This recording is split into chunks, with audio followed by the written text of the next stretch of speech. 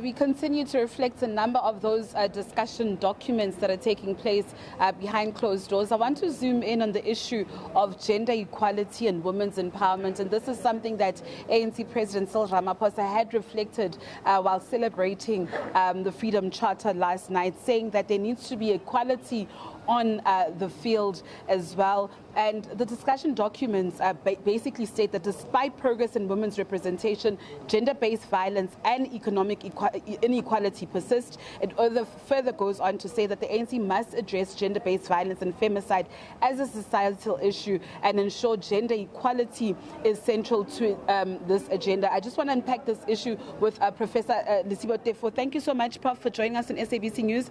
And I think one issue that this document actually identifies is that engaging men as allies in the fight against gender-based violence and femicide is crucial for societal change. And one of the examples, you'll find that every time when people go to an election here, females are the greatest chunk of voters, but that's not equally represented in Parliament, in other political parties. Yes, the ANC has championed the 50-50 gender parity, as well as political parties like the EFF, but that's not represented in Parliament. Parliament, you look at the figures here, the representation in the National Assembly decreased to 43%, and now in the NCOP, mid-2025, has decreased to 39.6%.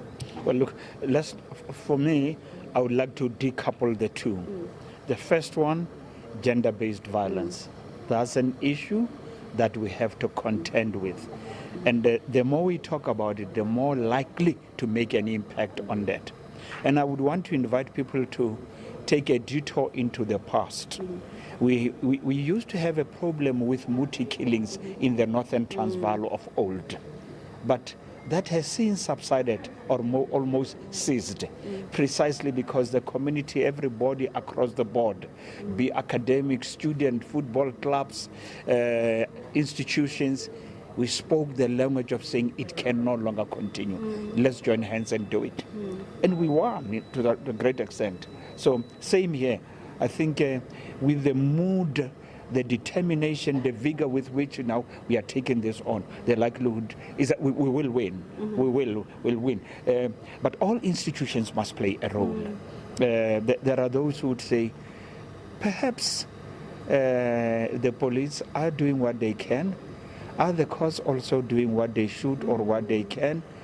I'm trying to invite them to make a little bit of an introspection, because people must not lose sight or close their ears to what the people are saying on the ground. In as much as they don't know the law, they may not be right. But there's a message they're trying to convey. That's one. Let's go back to this one of women representation. At the risk of sounding a bit controversial, I think I publish in this regard, no doubt that I support that, but it cannot be, and it shouldn't be. We have reached a stage where it should no longer be gender. It should be merit. Yes. I hear more women saying to me, we enjoy more support as executives from men than women themselves.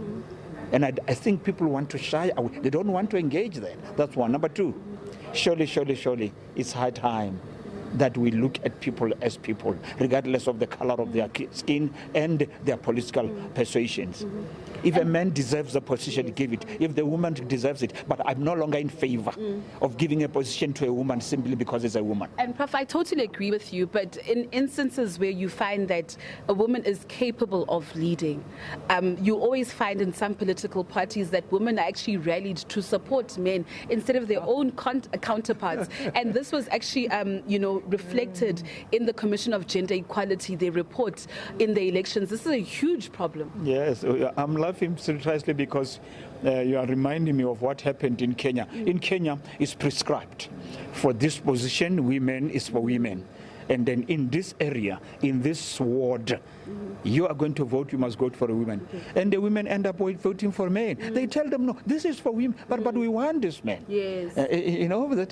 Yes. So what am I saying? It's not as easy as all that. Yes. Prof, thank you so much for your analysis. While we zoom in on issues of gender equality and the discussion document of gender equality and women's empowerment.